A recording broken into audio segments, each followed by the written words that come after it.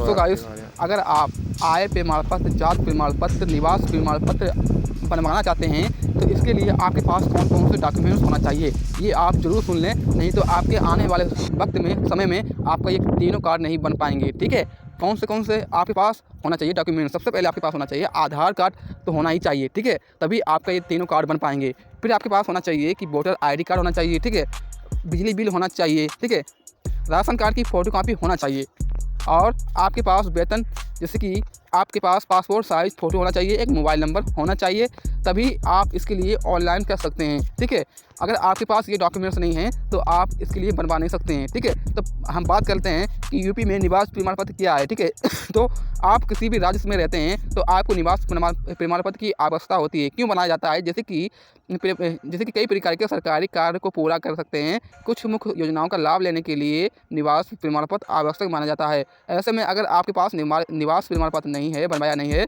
तो आप आवश्यक बनवा लें, क्योंकि आने वाली कोई भी सरकारी योजनाओं का लाभ सबसे पहले आपको दिया जाएगा। मान लीजिए आपको कोई भी सरकारी पेंशन के लिए आपको अप्लाई करना है, ऑनलाइन करवाना है, तो आपका ये निवास प्रमाण पत्र लगता है। ठीक है, अब हम बात करेंगे कि आपको यूपी में जात प्रमाण पत्र क्यों बनवाया जाता है, क्या इसका महत्व है। ठीक है, तो हमारे देश में आज़ादी के बाद कुछ बहुत विशेष में सुविधाएं चालू की गई थी, जैसे कि भविष्य में रोजगार बना सके और अंतर्गत के कुछ विशेष जातियों की छूट दी जाती है।